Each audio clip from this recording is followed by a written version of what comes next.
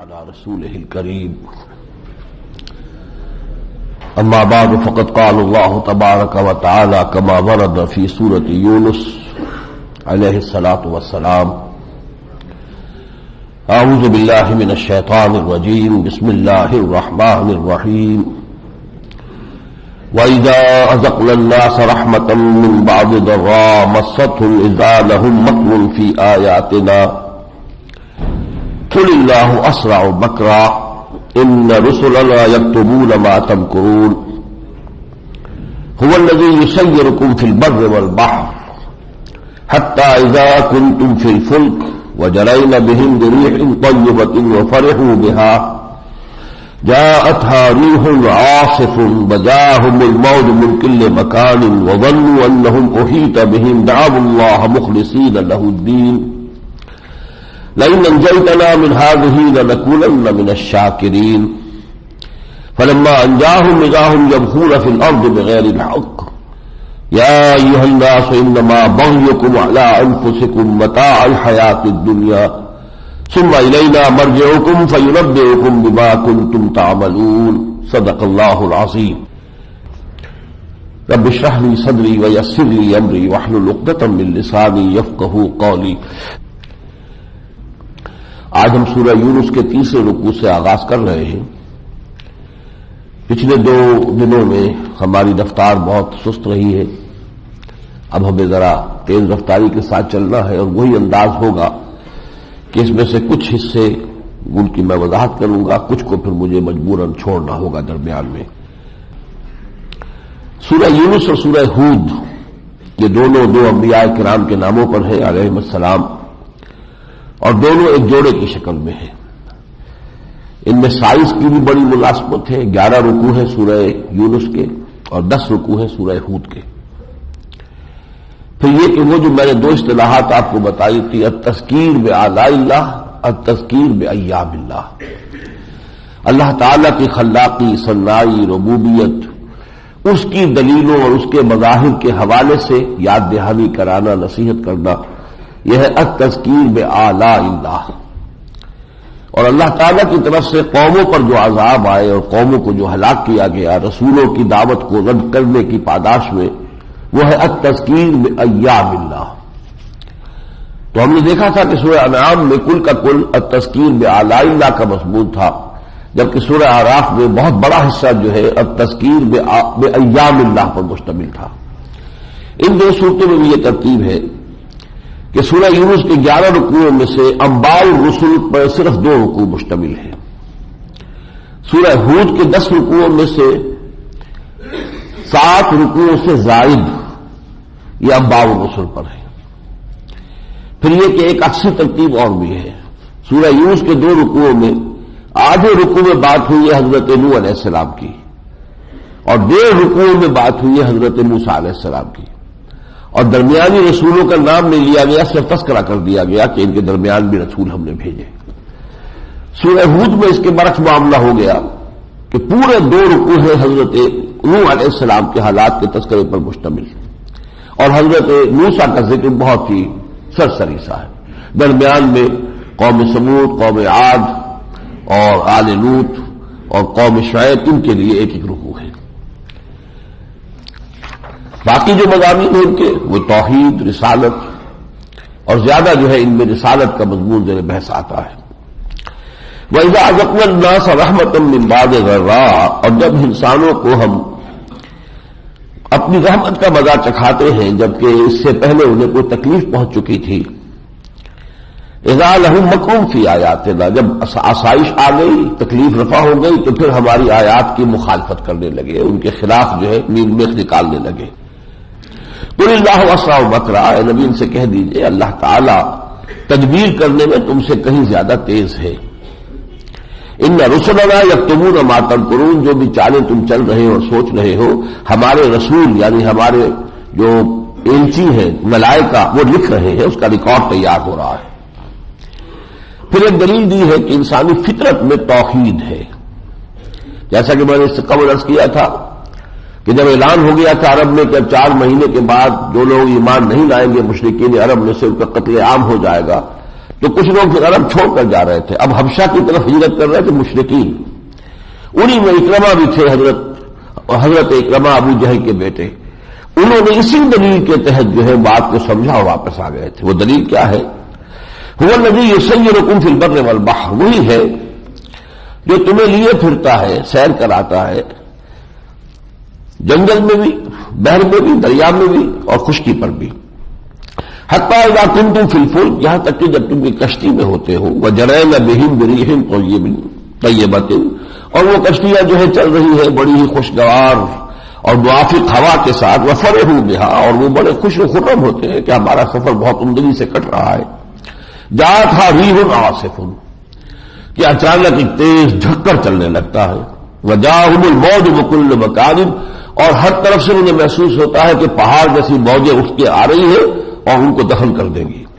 وظنوا انہ محیط بہم، اور انہیں گمان ہو جاتا ہے کہ اب تو ہم گھیرے میں آ گئے. دعوا اللہ مخلصین لہ الدین، اس وقت یہ پکارتے صرف اللہ کو، اسی کے لیے اپنی اطاعت کو خالص کرتے. اس وقت کوئی نے دیوی دیوتا یاد نہیں رہتا، کوئی بھی جنہوں نے مشرکوں نے جو گھر رکھے ہیں اپنے اور جھوٹے معبود ان میں سے کسی، اس لیے معلوم ہوا کہ فطرت میں صرف اللہ تعالیٰ کی بندگی جو ہے اس کی بنیاد ہے. نہیں انجے تو نہ، اس وقت بھی دعائیں کرتے ہیں پروردگار اگر تو نے ہمیں اس سے نجات دے دی من ہذہ لنکونن من الشاکرین، ہم تیرے شکر گزار بندے بن جائیں گے. فلما انجاہم، اور جب اللہ انہیں نجات دے دیتا ہے، اذا ہم یبغون فی الارض بغیر حق، پھر وہ دوبارہ زمین میں سرکشی شروع کر دیتے ہیں ناحق، پھر ان پر دنیا پرستی کا غلبہ ہو جاتا ہے. یا ایھا الناس، اے لوگو، انما بغیکم علی انفسکم، تمہاری سرکشی کا سارا وبال تم ہی پر آ کر رہے گا. متاع الحیات الدنیا، یہ دنیا کی زندگی کا عارضی سا ساز و سامان ہے. ثم الینا مرجعکم فننبئکم بما کنتم تعملون، پھر ہماری ہی طرف تم سب کو لوٹ کر آنا ہے اور ہم جتلا دیں گے تم کیا کرتے رہے تھے. اسی تیسرے رکوع کے آخری حصے میں نقشہ کھینچا گیا ہے قیامت کا، میدان حشر کا.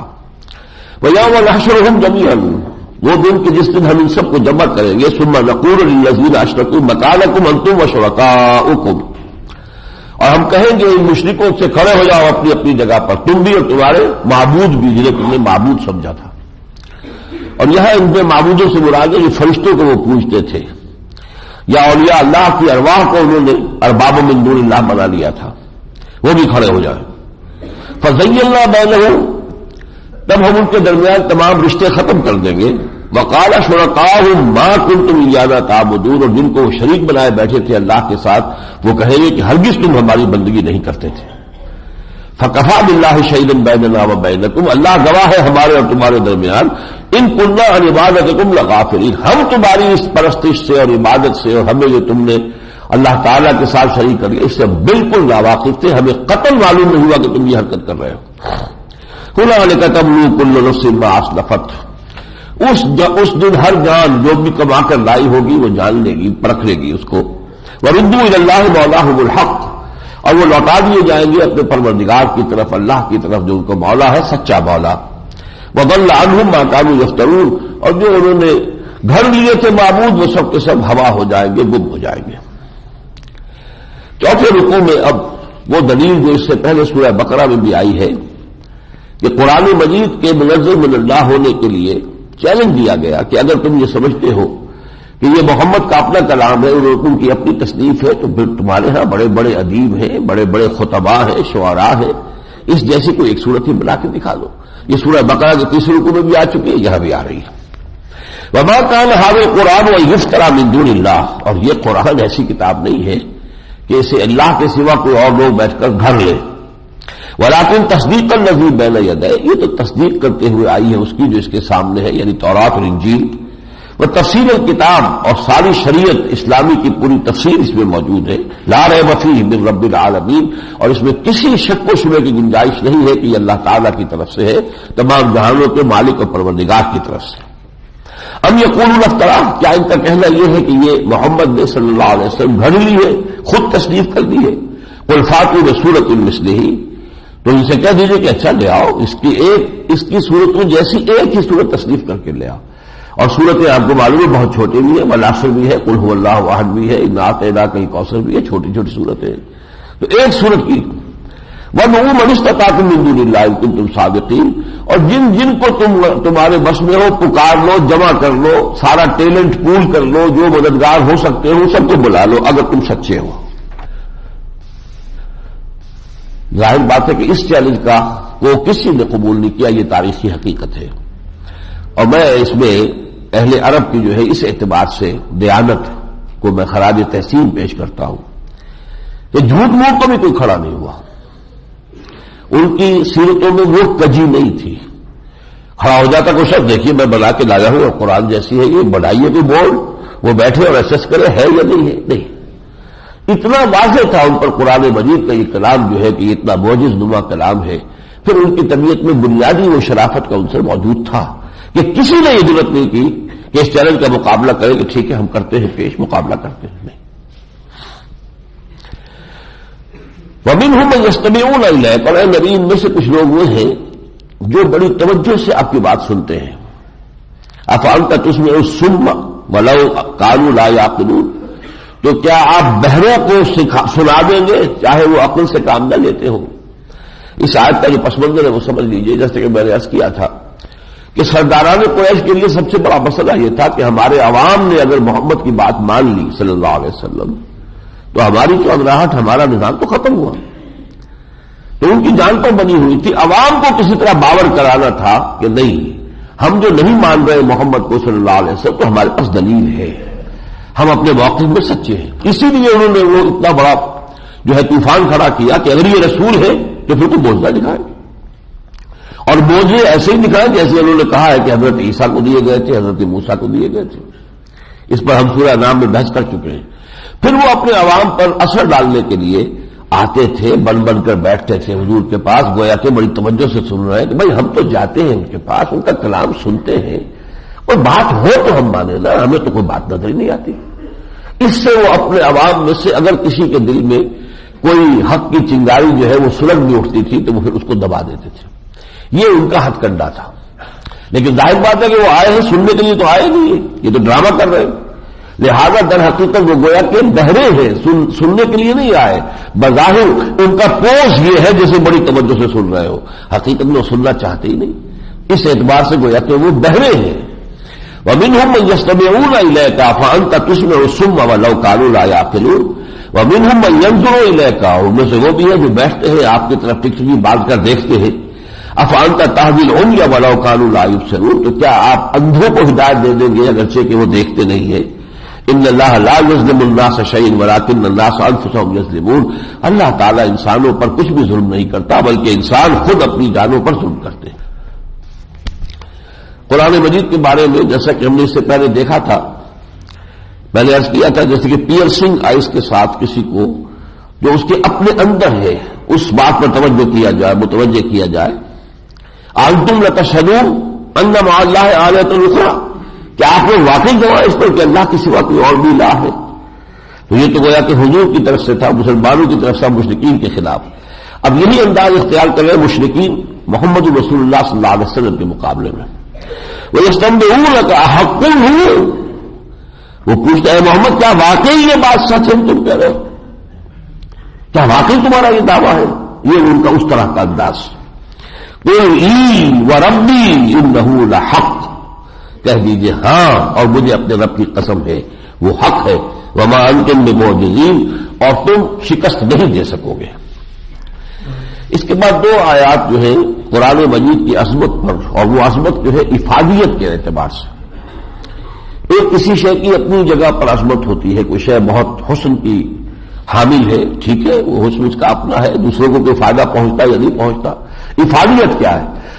تو قرآن مجید کی ایک عظمت ہے فی نفسہ ہی اپنی جگہ، وہ سورہ حشر میں بیان ہوئی ہے. لو انزلنا ھذا القرآن علی جبل لرأیتہ خاشعا متصدعا من خشیۃ اللہ، وہ تو جب 28ویں پارے میں پہنچیں گے ڈسکس ہوگا. افادیت کے اعتبار سے یہ دو آیتیں جو ہے سورہ مبارکہ کی 57-58 بہت اہم ہیں. یا ایھا الناس قد جاءتکم موعظۃ من ربکم وشفاء لما فی الصدور وہدی ورحمۃ للمؤمنین. لوگوں آ گئی ہے تمہارے پاس تمہارے رب کی جانب سے نصیحت، موعظہ، واعظ، اور تمہارے سینوں کے روگوں کے لیے علاج، دوا، شفا، اور ہدایت اور رحمت اہل ایمان کے حق میں۔ یہ جو چار الفاظ آئے ہیں قرآن مجید کے ساتھ ایک ترتیب کے ساتھ، اس میں بڑا اہم جو ہے منطقی ربط ہے۔ پہلی بات تو یہ ہے کہ اگر دل سخت ہو گئے ہوں تو اچھے سے اچھا کلام بھی غیر مؤثر ہو جائے گا، آدمی توجہ نہیں کر رہا، باتیں نہیں کر رہا۔ صبح قصد قلوبکم فہی کالحجارۃ واشد قسوۃ، زمین ہے سخت ہو گئی ہے، بارش برس رہی ہے، پانی اس کے اندر جذب ہوتا ہی نہیں ہے، بہہ جاتا ہے، کیا فائدہ ہوگا اس سے؟ پہلے زمین کچھ نرم ہو، پانی کو جذب کرے تو پھر کوئی رویدگی پیدا ہوگی۔ پہلا کام یہ کہ دلوں کو نرم کیا جائے، اس کے لیے ہوتا ہے واعظ، نصیحت، کوئی ایسی شے جسے دل نرم پڑے، ان میں رقت پیدا ہو۔ اسی لیے ہمارے یہاں واعظ کی محافل ہوا کرتی تھی کبھی، یہ خود ایک بہت بڑا فن تھا واعظ گوئی۔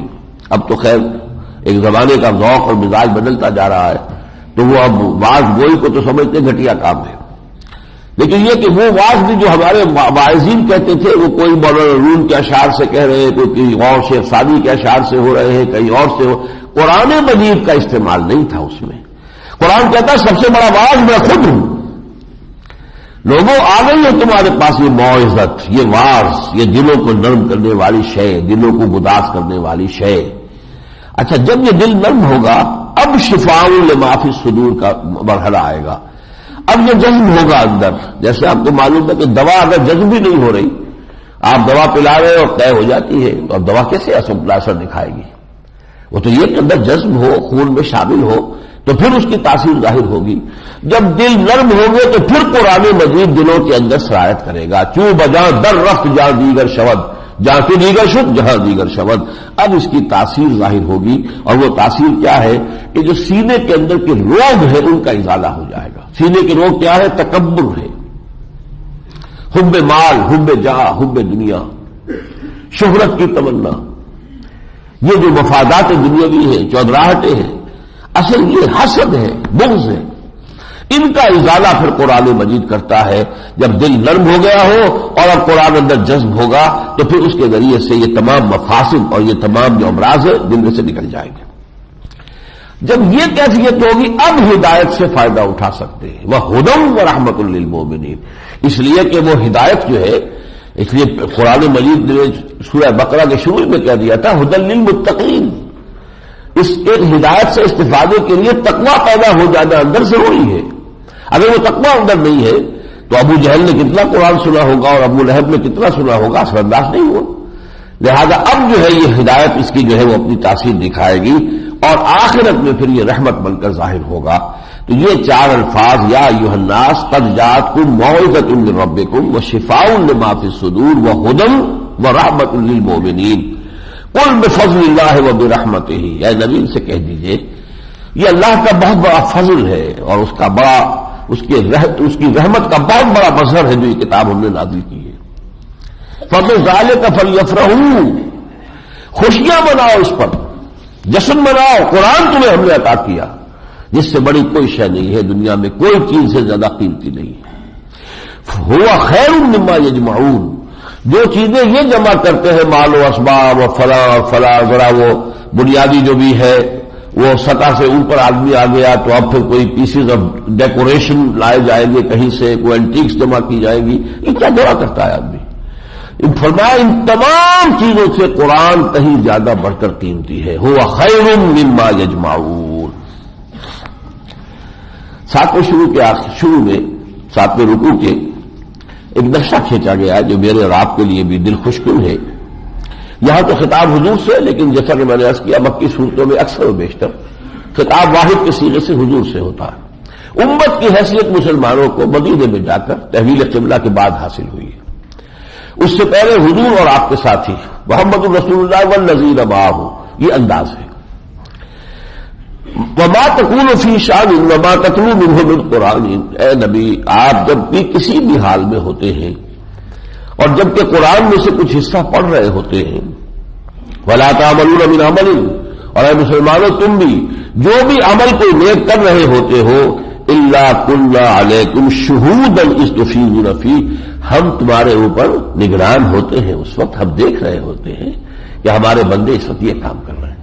جیسے میں نے وہ حدیث آپ کو سنائی تھی، مجتمع قوم فی بیت من بیوت اللہ یتلون کتاب اللہ ویتدارسونہ بینہم الا نزلت علیہم السکینہ وغشیتہم الرحمہ وحفتہم الملائکہ وذکرہم اللہ فی من عندہ.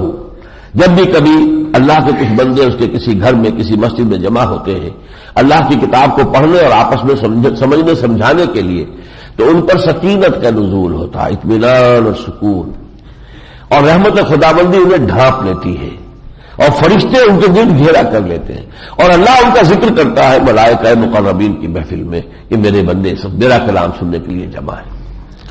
اللہ کنا علیکم شہود استفیضون فی، جب تم ان کاموں میں مصروف ہوتے ہو تو ہم تمہیں دیکھ رہے ہوتے ہیں. وما یعزب عن ربک من مثقال ذرۃ فی الارض ولا فی السماء، اور آپ کے رب سے غائب نہیں ہوتی کوئی شے آسمانوں اور زمین میں سے ایک ذرے کے برابر بھی. آنے واحد میں ہر شے اللہ کے سامنے ہے، اللہ کے علم میں.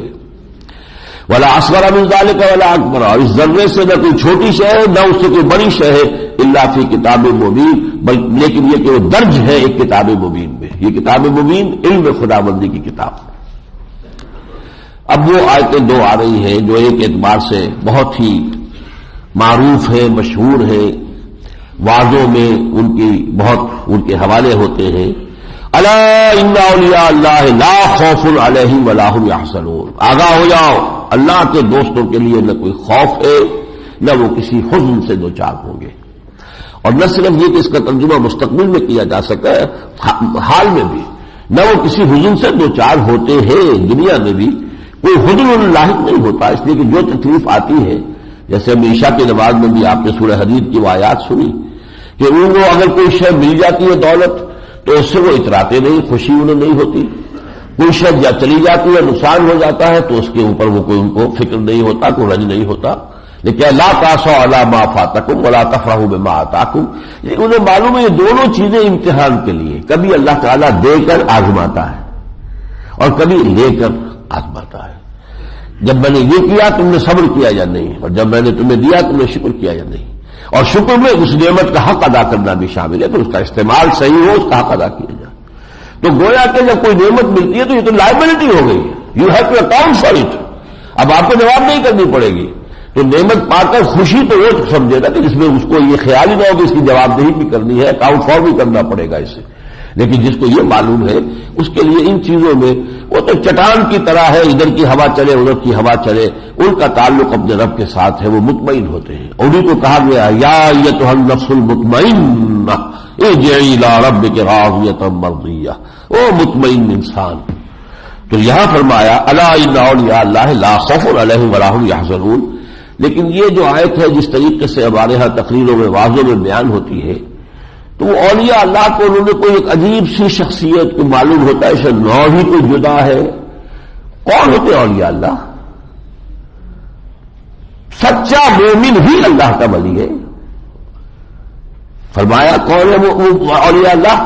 الذین آمنوا وکانوا یتقون، وہ لوگ جو ایمان لائے اور ایمان اب ان کے اندر اس طرح راسخ ہو گیا ہے کہ جس کی وجہ سے ان کے طرز عمل میں تقویٰ کی شکل پیدا ہو گئی. اور وہ تقویٰ آپ پڑھ رہے ہیں سورہ مائدہ میں، اذا اتقوا وآمنوا ثم اتقوا وآمنوا ثم اتقوا واحسنوا واللہ یحب المحسنین. تقویٰ کی ایک منزل یہ ہے کہ اب انسان اسلام کے درجے میں ہے، اور تقویٰ بڑھتا ہے تو ایمان کے درجے میں آتا ہے، اور تقویٰ بڑھتا ہے تو احسان کے درجے میں آتا ہے. یہ ڈرائیونگ فورس ہے تقویٰ کہ جو انسان کو آگے سے آگے لے جائے گی. تو الذین آمنوا وکانوا یتقون، ایمان حقیقی ہو، یہ ایمان نہیں جو میرے اور آپ کے پاس ہے. یہ تو ایمان کی صورت ہے، ایمان کی شکل ہے، لفظاً ایمان ہے. یہ ایک موروثی عقیدہ ہے، اصل میں اس سے ڈوگما، یہ ایشین کریڈ ہے. صرف یہ کہ ہم مسلمانوں میں پیدا ہو گئے کچھ باتیں ہم مانتے ہیں. آیا اس پر ہمارا کوئی انشراح ہے؟ آیا ہمیں اس پر کوئی پرسنل کنوکشن حاصل ہے؟ وہ پرسنل کنوکشن کہاں ہے؟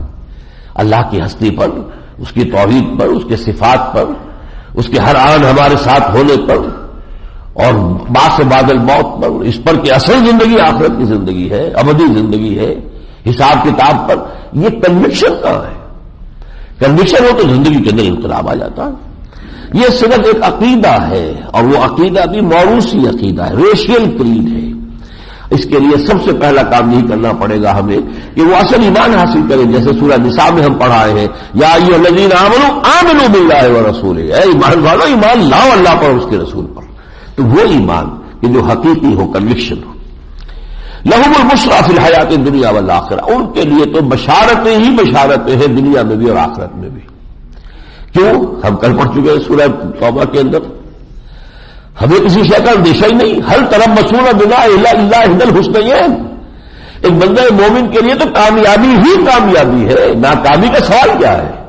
اگر وہ اللہ کی راہ میں شہید ہو گیا تب بھی کامیاب، اور اگر وہ فتح مند ہو کر واپس آ گیا تب بھی کامیاب۔ تو تم ہمیں ڈراتے کس چیز سے ہو؟ ہل تربصون بنا الا احدى الحسنیین، دو انتہائی اعلی شکلوں کے سوا اور تیسری شکل کیا ہو سکتی ہے بتاؤ؟ یہ جو 30,000 کا لشکر جا رہا ہے سلطنت روما سے ٹکرانے کے لیے، ایک بھی ان میں سے کٹ مارا تب بھی کامیابی ہے، اور اگر یہ سب کے سب آ گئے اور فتح مند ہوئے تب بھی کامیابی ہے۔ لہذا بشارت ہی بشارت ہے۔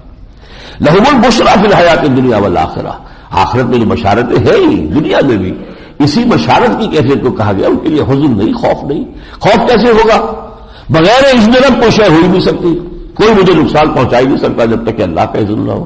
ہاں اللہ کا فیصلہ ہے تو سر تسلیم خم ہے، بتائیے خوف کاہے گا؟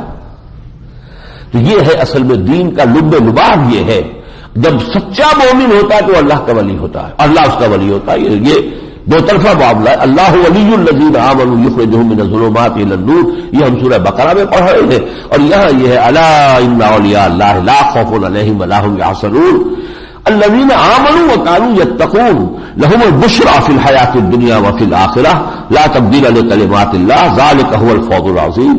اللہ کی باتوں کے اندر کوئی تبدیلی نہیں ہو سکتی، اس کے قوانین اٹل ہیں، اور یہی بہت بڑی کامیابی ہے۔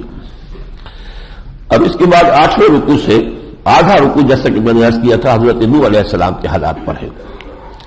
وَاتْلُ عَلَيْهِمْ نَبَأَ نُوحٍ إِذْ قَالَ لِقَوْمِهِ يَا قَوْمِ إِنْ كَانَ كَبُرَ عَلَيْكُمْ مَقَامِي وَتَذْكِيرِي بِآيَاتِ اللَّهِ، ذرا ان کو سنائیے ہے نبی نوح کی خبر، جبکہ کہا تھا انہوں نے اپنی قوم سے، اے میری قوم کے لوگوں، اگر تم پر بہت گراں گزر رہا ہے میرا تمہارے سامنے کھڑے ہونا اور نصیحت کرنا اللہ کی آیات کے ذریعے سے، یہ معلوم ہوتا ہے کہ جیسے مکے میں یہ جو کشاکش تھی کفر اور توحید کی، شرک اور توحید کی، وہ اب انتہا کو پہنچ گئی۔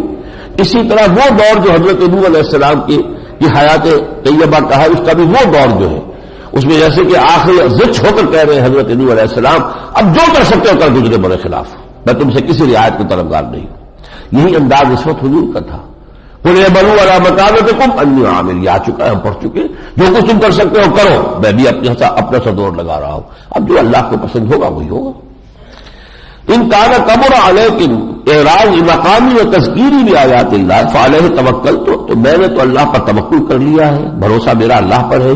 فاجمعوا امرکم، اپنی تمام تدبیریں جمع کر لو، وشرکاءکم، اپنے سارے جو بھی مددگار ہیں انہیں بھی جمع کر لو، ثم لا یکن امرکم علیکم غمۃ، پھر اپنے کسی معاملے میں اقدام کے سلسلے میں تمہیں کوئی شبہ نہ رہ جائے، ہچکچاہٹ نہ رہ جائے، ثم اقضوا الی ولا تنظرون، پھر جو قصہ میرا چکانا ہے تم نے چکا دو اور مجھے کوئی مہلت مت دو، میں تم سے کوئی مہلت نہیں مانگتا۔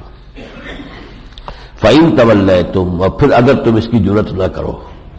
اب دیکھیے بات کیا ہے، دل میں تو وہ بھی سمجھے ہوئے ہیں نوح کو کہ یہ کوئی عام آدمی نہیں ہے، یہ واقعی اللہ کا نبی، مان تو اس لیے نہیں رہے، چودراہٹیں ہیں، اپنی حیثیتیں ہیں، مسندیں ہیں، مان تو اس لیے نہیں رہے۔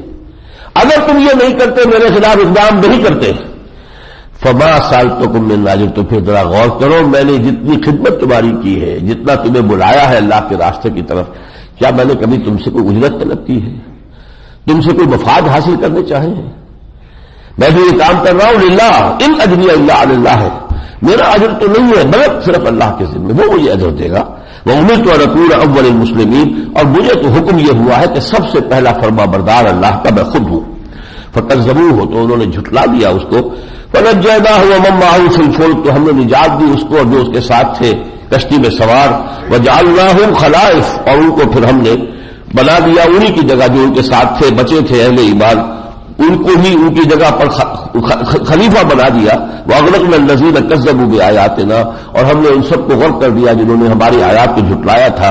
فَانظُرْ كَيْفَ كَانَ عَاقِبَةُ الْمُنذَرِينَ، تو دیکھ لو کیسا انجام ہوا ان کا کہ جن کو خبردار کر دیا گیا تھا.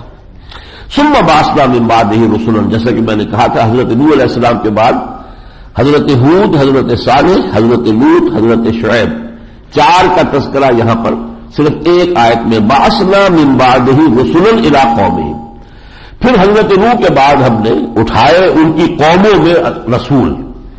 فجاؤوہم بالبینات، تو وہ بھی آئے اپنی اپنی قوموں کے پاس واضح تعلیمات اور نشانیاں لے کر. فما کانوا لیؤمنوا بما کذبوا بہ من قبل، تو نہ ہوا یہ کہ وہ ایمان لاتے اس چیز پر جس کی وہ تکذیب کر چکے تھے پہلے، یعنی رسولوں کی دعوت سے انہوں نے کوئی فائدہ نہیں اٹھایا. جس گمراہی میں مبتلا تھے، جس کے اندر کے وہ پختہ ہو چکے تھے، راسخ ہو چکے تھے، بت پرستی میں اور معبود جو انہوں نے گھڑ لیے تھے ان کی پرستش میں، وہ سے سرے منہ سے منحرف نہیں ہوئے. کذالک نطبع علی قلوب المعتدین، اسی طریقے سے ہم جب زمانہ گزر جاتا ہے، کافی دیر ہو جاتی ہے، تو پھر حد سے بڑھنے والوں کے دلوں پر مہر لگا دیا کرتے ہیں کہ پھر انہیں کوئی نصیحت، کوئی تذکیر، کوئی تعلیم، کوئی تبلیغ، کوئی تبشیر، کوئی انذار ان کے حق میں مفید نہیں ہوتا. ثم بعثنا من بعدہ موسیٰ وہارون الی فرعون وملئہ، پھر ہم نے اٹھایا موسیٰ اور ہارون کو ان کے بعد الی فرعون وملئہ، فرعون اور اس کے سرداروں کی طرف، بے آیاتنا، اپنی نشانیوں کے ساتھ. فاستکبروا وکانوا قوما مجرمین، تو انہوں نے تکبر کی روش اختیار کی اور یقیناً وہ مجرم لوگ تھے. فلما جاءهم الحق من عندنا قالوا ان هذا لسحر مبین، وہ ہم پڑھ چکے ہیں، وہی بات دہرائی جا رہی ہے. جب وہ آئے ان کے پاس تو انہوں نے کہا کہ یہ تو جادو ہے. قال موسیٰ تقولون للحق لما جاءکم السحر هذا، موسیٰ نے کہا جب حق تمہارے پاس آیا ہے تم اس کے بارے میں کہہ رہے ہو، یہ تمہیں جادو نظر آ رہا ہے. ولا یفلح الساحرون، اور ساحر جو ہے وہ کوئی کامیاب نہیں ہوا کرتے. قالوا جئتنا لتلفتنا عما وجدنا علیہ آباءنا، انہوں نے کہا کہ اے موسیٰ کیا تم اس لیے آئے ہو کہ جن چیزوں کو ہمارے آباء و اجداد پوجتے چلے آ رہے ہیں تم ہمیں ان سے منحرف کر دو. وتکون لکم الکبریاء فی الارض، اور اس ملک میں تمہیں تمہاری ہی، تم 2 بھائیوں ہی کی سلطنت قائم ہو جائے، انہی کی عظمت ہو، انہی کا بول بالا ہو جائے. وما نحن لکما بمؤمنین، اور ہم تم دونوں کی بات ماننے والے نہیں. وقال فرعون ائتونی بکل ساحر علیم، فرعون نے کہا کہ لاؤ میرے پاس پورے ملک سے جمع کر کے سب ماہر اور جو جاننے والے ساحر ہیں.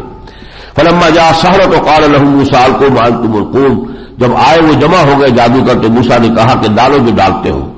فلما القوا قال موسیٰ ما جئتم به السحر، جب انہوں نے ڈالا تو حضرت موسیٰ نے فرمایا یہ جو تم نے پیدا کیا ہے، نظر بندی سی کر دی، یہ جادو ہے. ان اللہ سیبطلہ، ابھی اللہ تعالیٰ اسے باطل کیے دیتا ہے. ان اللہ لا یصلح عمل المفسدین، یقیناً اللہ تعالیٰ جو ہے ان مفسدوں کے اعمال کو کامیاب نہیں ہونے دیتا. وَيُحِقُّ اللَّهُ الْحَقَّ بِكَلِمَاتِهِ وَلَوْ كَرِهَ الْمُجْرِمُونَ، اور اللہ تعالیٰ تو اپنے حق کو کا حق ہونا ثابت کر دیتا ہے اپنے کلمات سے، چاہے یہ مجرموں کو ناپسند ہو. اس کے بعد ایک بہت بڑی عظیم حقیقت آ رہی ہے. حضرت موسیٰ علیہ السلام بنی اسرائیل کی طرف بھی بھیجے گئے اور آل فرعون کی طرف بھی. ایک ڈبل بعثت ہے یہ حضرت موسیٰ کی. جیسے حضور کی ہم 2 بعثتیں ڈسٹنکٹ ایک دوسرے سے، ڈسکریٹ، ہم اس کا ڈسکشن کر چکے ہیں سورہ توبہ میں. ایک آپ کی بعثت خصوصی، بعثت خاصہ الی مشرکین عرب، اور ایک بعثت عمومی الی کافۃ الناس، پوری نوع انسانی کی طرف. اسی طرح حضرت موسیٰ کی 2 بعثتیں تھیں. ایک جو مسلمان قوم تھی، بہرحال حضرت یعقوب کی نسل سے تھے، 12 قبیلے تھے، ان کے 12 بیٹوں سے چلے تھے، مسلمان تو تھے، کم سے کم موروثی تو عقیدہ ان کا اسلام والا تھا نا جیسا ہمارا ہے. اور دوسرے یہ کہ فرعون جو وہاں کے حکمران قوم تھی. تو حضرت موسیٰ پر ان کی اپنی قوم میں سے بھی بہت ہی کم لوگ ایمان لائے، بلکہ یہاں خاص طور پہ تذکرہ ہو رہا ہے کہ وہ ایمان لانے والے کچھ نوجوان تھے. فما آمن لموسیٰ الا ذریۃ من قومہ، نہیں ایمان لایا موسیٰ پر مگر کچھ ان کے نوجوان جو تھے ان کی قوم کے، وہ ایمان لائے. علی خوف من فرعون، فرعون کے خوف کی وجہ سے، وہ ملئہم، اور اپنے سرداروں کے خوف کی وجہ سے. اس سے مراد کیا ہے؟ یہ اگر جن لوگوں کو اندازہ ہے آج سے 50-60 برس پہلے ہندوستان میں کیا کیفیت تھی، انگریز کی حکومت تھی، لیکن وہ مسلمانوں میں سے، ہندوؤں میں سے خطاب یافتہ طبقہ پیدا کیا ہوا تھا، وہ ان کے ایجنٹ تھے. اپنی قوموں کو دبانے میں، انگریز کی حکومت کو چلانے میں اور اس کے مضبوط کرنے میں وہ گویا کہ اپنا رول ادا کرتے تھے. ایجنٹ، یہ خان بہادر ہے اور یہ فلاں ہے اور یہ سر ہے، یہ سارے کے سارے خطابات یافتہ کون تھے؟ مسلمانوں میں سے، ہندوؤں میں سے، سکھوں میں سے. یہ در حقیقت انہوں نے اپنے ایجنٹ پالے ہوئے تھے. اسی طرح کے ایجنٹ تھے جو بنی اسرائیل کے سردار تھے. انہیں میں ایک قارون تھا جو اتنا مقرب بارگاہ تھا، دربار کے اندر اتنی رسائی تھی کہ اس نے اتنی دولت جمع کرنی تھی کہ جس کا کوئی حد و حساب نہیں. ہمارے یہاں بھی بڑے بڑے کانٹریکٹرز جن کو انگریز جن کی سرپرستی کرتے تھے، کروڑ پتی اس زمانے میں ہو گئے تھے. آج تو ہر کروڑ کوئی شے نہیں رہی، وہ تو راتوں رات بھی کروڑ پتی بنتا ہے آدمی. لیکن یہ کہ اس زمانے میں تو نہیں تھی یہ بات، لیکن تھے. اس لیے کہ جن کی بھی سرپرستی انگریز کر رہا تھا، ظاہر بات ہے ان کے لیے معاش کے اور زندگی کے جو ہے وہ راستے کھلے ہوئے. تو انہیں خوف تھا فرعون سے بھی اور اپنے سرداروں سے بھی، ان یفتنہم، کہ وہ انہیں فتنے میں ڈالیں گے، ستائیں گے، مصیبت میں ڈالیں گے. وَإِنَّ فِرْعَوْنَ لَعَالٍ فِي الْأَرْضِ، اور یقیناً فرعون بہت ہی علوم کرنے والا، بہت ہی سرکشی کرنے والا تھا زمین میں. وَإِنَّهُ لَمِنَ الْمُسْرِفِينَ، اور یقیناً وہ حد سے بڑھ جانے والوں میں سے تھا. وَقَالَ مُوسَىٰ يَا قَوْمِ إِن كُنتُمْ آمَنتُم بِاللَّهِ فَعَلَيْهِ تَوَكَّلُوا إِن كُنتُم مُسْلِمِينَ. حضرت موسیٰ نے کہا اپنی قوم سے کہ میری قوم کے لوگوں، اگر تم اللہ پر ایمان رکھتے ہو تو پھر اسی پر توکل کرو اگر تم مسلمان ہو. فقالوا علی اللہ توکلنا، تو کہا انہوں نے کہ ٹھیک ہے اب ہمارا توکل اللہ پر ہے.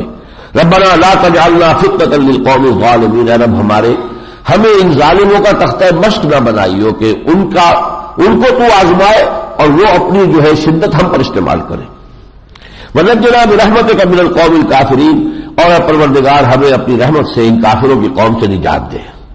واوحینا الی موسیٰ واخیہ، اور ہم نے وحی کر دی موسیٰ اور اس کے بھائی یعنی ہارون کو، ان تبوأ لقومکم بمصر بیوتا، مصر میں اپنی قوم کے لیے کچھ گھر معین کر لو. وَاجْعَلُوا بُيُوتَكُمْ قِبْلَةً، ان گھروں کا رخ کر لو قبلے کی طرف. وَأَقِيمُوا الصَّلَاةَ وَبَشِّرِ الْمُؤْمِنِينَ، اور نماز قائم کرو اور اہل ایمان کو بشارت دیتے رہو. یعنی یہ تربیت جو حضور کر رہے تھے مکے میں، دار ارقم کو آپ نے مرکز بنایا تھا. ظاہر بات ہے کہ حرم میں جا کر نماز پڑھنا تو ممکن نہیں تھا، لیکن یہ کہ وہ دار ارقم جو ہے ایک گھر ایسا بنا لیا گیا تھا کہ وہاں جمع ہوتے تھے، وہاں نماز باجماعت بھی حضور کے ساتھ ادا کرتے تھے. وہی ہے. تو یہ دور جو ہے مختلف انبیاء اور رسول کی دعوتوں کے ابتدائی دور، وہی حالات ہر ایک کے دور کے اندر آئے ہیں. اور پھر جب یہ کشاکش تیزی پر پہنچتی ہے، شدت کو پہنچتی ہے، تو پھر اسی طرح کے مشابہ حالات پیدا ہو جاتے ہیں. تو یہاں فرمایا کہ اپنے گھروں کو، اور یہاں لفظ آیا قبلۃً، اپنے گھروں کو قبلہ بناؤ. قبلہ کون سا ہو سکتا ہے؟ ابھی تو ہیکل سلیمانی کا تو وجود ہی نہیں. حضرت موسیٰ علیہ السلام کے 300 برس بعد تو جا کر وہ حکومت جو ہے طالوت کی قائم ہوگی، پھر داؤد ہوں گے 40 برس، پھر 40 برس جو ہے سلیمان، تب یہ ہیکل بنے گا، یروشلم آباد ہوگا. یروشلم کا تو ابھی نام و نشان دنیا میں نہیں تھا. تو معلوم ہوا قبلہ پہلے بنی اسرائیل کا بھی یہی خانہ کعبہ تھا. اور یہی ثابت کیا مولانا حمید الدین فراہی رحمۃ اللہ علیہ نے کہ ذبیح کون ہے. یہ ان کا ایک کتابہ ہے، یہ کتاب تھی عربی میں جس کا ترجمہ مولانا اسلائی صاحب نے کیا. شاید اس کے کوئی نسخے ہمارے ہاں ہو. تورات سے ثابت کر دیا ہے کہ در حقیقت ذبیح بھی، جو ان کا کہنا یہ ہے کہ وہ حضرت جو اسحاق جو ہے وہ تھے ذبیح، غلط بات ہے. تورات سے بھی ثابت ہوتا ہے کہ حضرت اسماعیل ذبیح تھے. اور یہ بھی ثابت کیا کہ قبلہ ان کا بھی یہی بیت اللہ تھا. وقال موسیٰ ربنا انک آتیت فرعون وملأہ زینۃ واموالا فی الحیاۃ الدنیا. یہ دعا جو کی ہے حضرت موسیٰ نے، اب اس کو آپ اندازہ کیجئے گا کہ دکھی دل کی صدا ہے. یہ دکھی دل کی بہت بڑی بد دعا ہے جو دے رہے ہیں. اور وہ آیت ہم پڑھ چکے ہیں 6 پارے کے شروع میں، لا یحب اللہ الجہر بالسوء الا من ظلم. کوئی بات بری جو ہے زبان سے نکالنا اللہ کو پسند نہیں ہے مگر جو مظلوم ہو، مظلوم کو حق ہے.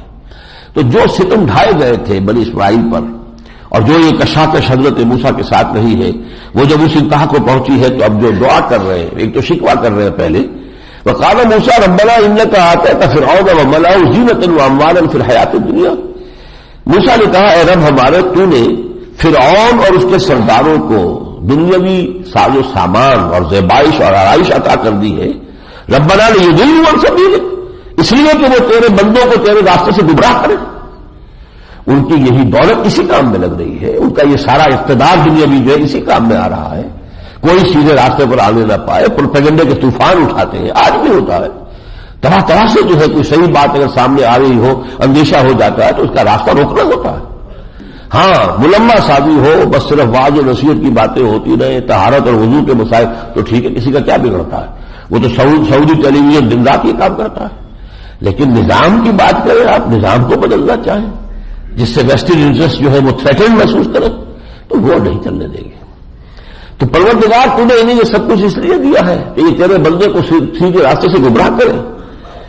اب دعا کر رہے ہیں، ربنا اطمس علی اموالہم، اے اللہ ان کے اموال کو مٹا دے، واشدد علی قلوبہم، ان کے دلوں کے اندر سختی پیدا کر دے، گرہ لگا دے، فلا یؤمنوا حتی یروا العذاب العلیم، اب یہ ایمان نہ لائے جب تک کہ عذاب علیم کو دیکھ نہ لے، اور عذاب علیم کو دیکھنے کے بعد ایمان لانا مفید نہیں، یعنی ان پر اب ہدایت کا دروازہ بند کر دے۔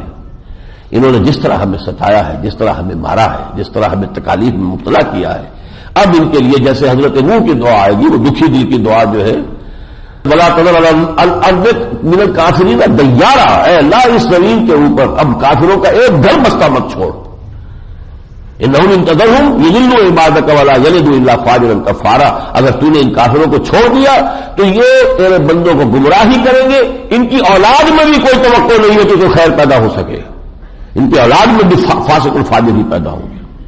تو ہوتا ہے نبیوں کے اور رسولوں کی دعوت کا ایک مرحلہ وہ آتا ہے، ربنا اطمس علی اموالہم واشدد علی قلوبہم فلا یؤمنوا حتی یروا العذاب العلیم قال قد اجیبت دعوتکما، اللہ نے فرمایا ٹھیک ہے موسیٰ اور ہارون، تم دونوں کی دعا قبول کر لی گئی، گرانٹڈ، فاستقیما، اب دیکھنا تم بھی اس پہ جمے رہنا، کہیں ایسا نہ ہو کہ کسی نے جا کر تمہارے اپنے دل میں نرمی پیدا ہو جائے۔ یہ دیکھیں بہرحال فرعون جو ہے بھائیوں کی طرح تو پڑا تھا نا، اسی محل میں تھے، یہ بڑے بھائی تھے، وہ چھوٹا بھائی تھا۔ وَلَا تَتَّبِعَنَّ سَبِيلَ الَّذِينَ لَا يَعْلَمُونَ، اور اب ان لوگوں کا راستہ جو ہے اس کی پیروی نہ کرنا ہرگز جو جانتے نہیں ہیں۔ وَجَاوَزْنَا بِبَنِي إِسْرَائِيلَ الْبَحْرَ، اور ہم نے پار اتار دیا بنی اسرائیل کو سمندر سے، فَأَتْبَعَهُمْ فِرْعَوْنُ وَجُنُودُهُ، تو پیچھا کیا ان کا فرعون نے اور اس کے لشکروں نے، بغيًا وعدوا، سرکشی کرتے ہوئے اور زیادتی کرتے ہوئے، حتى اذا ادركه الغرق، یہاں تک کہ جب وہ غرق ہونے لگا، قال آمنت انه لا اله الا الذي آمنت به بنو اسرائیل، تب اس نے کہا میں ایمان لایا کہ اس اللہ کے سوا کوئی الہ نہیں ہے جس پر کہ بنی اسرائیل ایمان لائے، وانا من المسلمین، اور میں اب مسلمانوں میں سے ہوں، میں اسلام لاتا ہوں۔ آلان، اچھا اب تم ایمان لائے، آلان وقد عصیت قبل، اور حالانکہ اس سے پہلے تم نافرمانی پر اڑے رہے، وَكُنْتَ مِنَ الْمُفْسِدِينَ، اور تم تو نہایت مفسدی اور فسادی لوگوں میں سے تھے۔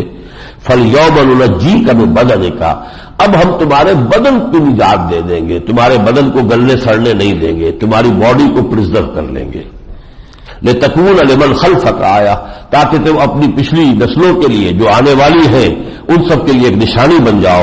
وَإِنَّ كَثِيرًا مِنَ النَّاسِ عَنْ آيَاتِنَا لَغَافِلُونَ، اور یقیناً لوگوں میں بہت بڑی تعداد ایسے لوگوں کی ہے جو ہماری آیات پر دھیان نہیں دیتے۔ وَلَقَدْ بَوَّأْنَا لِبَنِي إِسْرَائِيلَ مُبَوَّأَ صِدْقٍ وَرَزَقْنَاهُم مِّنَ الطَّيِّبَاتِ فَمَا اخْتَلَفُوا حَتَّىٰ جَاءَهُمُ الْعِلْمُ، اور ہم نے ٹھکانہ دیا بنی اسرائیل کو زمین میں بہت ہی عمدہ، اور ان کے ہم نے رزق دیا بہت پاکیزہ، پھر وہ پھوٹ نہیں پڑی، ان میں اختلاف نہیں ہوا، یہاں تک کہ ان کے پاس علم آ گیا۔ اب اس سورہ مبارکہ میں حضرت یونس علیہ السلام کے نام کی مناسبت سے جو حضرت یونس کا ذکر آ رہا ہے وہ ہم پڑھ رہے ہیں۔ ابھی بات آ گئی کہ جب عذاب کے آثار شروع ہو جائیں پھر ایمان لانا مفید نہیں ہے، پھر توبہ قبول نہیں ہوتی، چنانچہ فرعون کی توبہ قبول نہیں ہوئی، آلان وقد عصیت قبل، لیکن ایک استثناء ہے پوری تاریخ انبیاء و رسل میں، قوم یونس علیہ السلام، فلولا كانت قرية آمنت فنفعها ایمانها الا قوم یونس، تو کیوں نہ ہوئی کوئی اور قوم کہ جو ایمان لاتی، یعنی عذاب کے آثار شروع ہونے کے بعد، اور اسے اس کے ایمان نے کوئی نفع پہنچایا ہوتا سوائے قوم یونس کے۔ لما آمنوا کشفنا عنہم عذاب الخزي، جب وہ ایمان لے آئے تو ہم نے کھول دیا، دور کر دیا ان سے وہ عذاب، رسوا کن عذاب فی الحیات الدنیا، دنیا کی زندگی میں، ومتعناہم الی حین، اور ہم نے انہیں ایک فریش لیز دے دی ایگزسٹنس کی، انہیں زندگی کا ایک اور جو ہے دور عطا کر دیا، ایک وقت معین تک کے لیے ان کو ہم نے زندگی دے دی۔ وَلَوْ شَاءَ رَبُّكَ لَآمَنَ مَنْ فِي الْأَرْضِ كُلُّهُمْ جَمِيعًا۔ اب یہ جو ہے معاملہ حضرت یونس علیہ السلام کا، وہ آپ کے اس سے پہلے بھی تذکرہ ہو چکا ہے کہ در حقیقت حضرت یونس سے ایک خطا ہو گئی، عجلت میں آپ اپنی قوم کو چھوڑ کر چلے گئے اس سے پہلے کہ اللہ تعالیٰ کی طرف سے ہجرت کی واضح اجازت آ جائے۔ یہ منصب نبوت کا مسئلہ جو ہے رسالت کا منصب ایسا ہے، جیسے آپ کو معلوم ہے کہ بڑے آفیسرز جو ہوتے ہیں، سی ایس پی آفیسرز ہیں یا ڈپٹی کمشنر ہے ضلع کا، وہ اپنی جگہ چھوڑ کے جا نہیں سکتا وداؤٹ ایکسپریس پرمیشن، اوپر سے اگر اجازت نہیں ملتی ہے تو he has to be there. اسی طریقے سے رسول جس قوم کی طرف بھیجا جاتا ہے وہاں سے اپنی قوم کو چھوڑ کر وہ نہیں جا سکتا جب تک کہ اللہ کی خاص واضح اجازت نہ آ جائے۔ جیسا کہ آپ نے سیرت میں پڑھا ہوگا کہ جب مدینے کی طرف ہجرت شروع ہوئی ہے تو حضور نے بہت سے لوگوں سے کہہ دیا چلے جاؤ، جو جا سکتا ہے چلا جائے، خود منتظر رہے۔ حضرت ابوبکر بار بار پوچھتے تھے کہ اجازت آ گئی یا نہیں، ابھی نہیں آئی۔ حضور کیا اجازت آ گئی؟ ابھی نہیں آئی۔ پھر اچانک ایک روز حضور دوپہر کے وقت چلتے ہوئے آئے، حضرت عائشہ نے روایت کیا ہے کہ ہم بڑے حیران ہوئے ہیں، ٹھیک دوپہر میں گرمی کے وقت، جبکہ نکلنا گھر سے اور کسی کو وزٹ کرنا جو ہے وہ عرب کلچر میں بہت ہی وہ غیر معمولی بات ہے، وہ ان کے کلچر میں شامل نہیں ہے۔ تو حضور نے آ کے بتایا کہ اب اجازت آ گئی ہے۔ حضرت ابوبکر خوش ہوئے اور انہوں نے اپنی یہ سوچتے ہوئے کہ اب مجھے شاباش ملے گی، انہوں نے عرض کیا حضور میں نے 2 اونٹنیاں تیار کی ہوئی ہیں، خوب کھلا پلا کے انہیں مضبوط تکڑا کیا ہوا ہے تاکہ ہم تیزی کے ساتھ جو ہے سفر کر کے نکل جائیں۔ تو حضور نے تھوڑا سا توقف فرمایا، پھر فرمایا ٹھیک ہے لیکن 1 اونٹنی کی قیمت میں ادا کروں گا، جس پر حضرت ابوبکر رو پڑے کہ حضور مجھ سے بھی یہ مغالط برت رہے ہیں آپ، حضور کیا یہ جان اور مال کسی اور کے لیے ہے؟ جو انتہائی قرب تھا حضرت ابوبکر، لیکن حضور کی اپنی ایک غیرت تھی، اپنا ایک مزاج ہے، آپ نے فرمایا کہ میں اس کی قیمت ادا کروں گا، جو مجھے استعمال کر دیں اس کی قیمت میں ادا کروں گا۔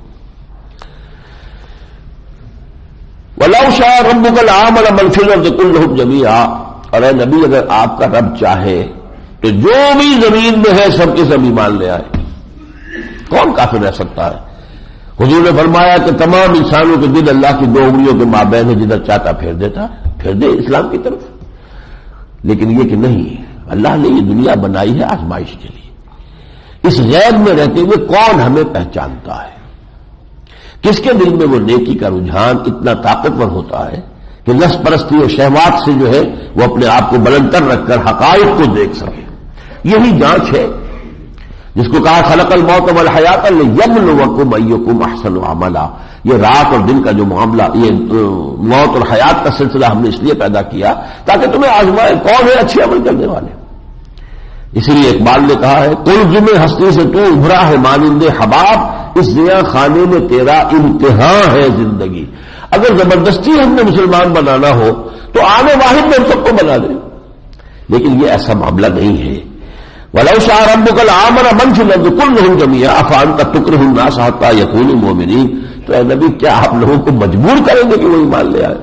یعنی آپ کی خواہش اپنی جگہ ہے، آپ کے جذبات اپنی جگہ ہے، آپ کا خلوص اخلاص اپنی جگہ ہے، ان کے اعراض کی وجہ سے جو صدمہ آپ کو ہو رہا ہے وہ اپنی جگہ پر ہے، لیکن بہرحال یہ معاملہ تو اللہ تعالیٰ نے انسانوں پر چھوڑا ہے کہ فمن شاء فلیؤمن ومن شاء فلیکفر۔ اختیار تمہارا ہے، جو چاہے وہ ایمان لائے، جو چاہے کفر کرے۔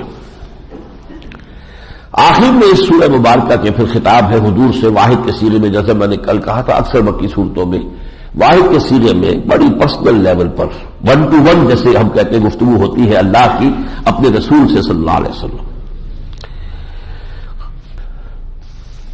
قل یا ایھا الناس ان کنتم فی شک من دینی، اے نبی اعلان کر دیجئے لوگوں اگر تمہیں میرے دین کے بارے میں کوئی شک ہے، فلا اعبد الذین تعبدون من دون اللہ، تو دیکھو کان کھول کر سن لو جنہیں تم اللہ کے سوا پوچھتے ہو میں ہرگز ان کو پوجنے والا نہیں ہوں، ولکن اعبد اللہ الذی یتوفاکم، میں تو صرف اس اللہ کی پرستش کرتا ہوں کہ جو تمہیں موت دیتا ہے، وامرت ان اکون من المؤمنین، اور مجھے حکم ہے کہ میں اسی پر ایمان رکھوں، وان اقم وجہک للدین حنیفا، اور اے نبی آپ اپنے چہرے کو اپنے رخ کو دین کی طرف ثابت قدمی کے ساتھ مضبوطی کے ساتھ جمائے رکھیے، آپ ان کی خواہشات کی پیروی نہ کریں، ان کے دباؤ کی وجہ سے جو پریشرائز یہ کر رہے ہیں، جس طریقے سے کہ ہتھ کنڈے استعمال کر رہے ہیں، ان سے آپ بالکل اثر نہ لیں. اقم وجہک للدین حنیفا ولا تکونن من المشرکین. اور دیکھیے شرک کی کوئی ادنا آلائش بھی آپ کے قریب نہ آنے پائے. ولا تدعوا من دون اللہ ما لا ينفعک ولا یضرک. اور ہرگز نہ پکاریے اللہ کے سوا کسی کو جو نہ کوئی ضرر پہنچا سکتا ہے نہ نفع. فإن فعلت، اور اگر خدا نہ خواستہ بالفرض محال آپ نے ایسا کیا، فإنک إذا من الظالمین، تو آپ خود بھی ظالموں میں سے ہو جائیں گے. وإن يمسسك الله بضر فلا كاشف له إلا هو. اور اگر اللہ تعالیٰ آپ کو کوئی تکلیف پہنچانا چاہے تو کوئی نہیں ہے جو اس کو کھول دے اور ہٹا دے سوائے اس کے. وَلَن يُرِدْكَ بِخَيْرٍ فَلَا رَادَّ لِفَضْلِهِ. اور اگر اس کا ارادہ کسی خیر کا ہے، بھلائی کا ہے، کامیابی کا ہے، تو کوئی نہیں ہے کہ جو اس کے فضل کا راستہ روک کر اور اس کا رخ موڑ دے کہ یہ فضل جو ہے اللہ کا، یہ حضور کی طرف نہیں جانا چاہیے. یصیب بہ من یشاء من عبادہ. اللہ تعالیٰ جس کو چاہتا ہے اپنے فضل سے نوازتا ہے اپنے بندوں میں سے. وہو الغفور الرحیم، وہ غفور الرحیم ہے. قل یا ایھا الناس قد جاءکم الحق من ربکم. کہہ دیجیے اے لوگوں تمہارے پاس تمہارے رب کی طرف سے حق آ گیا ہے.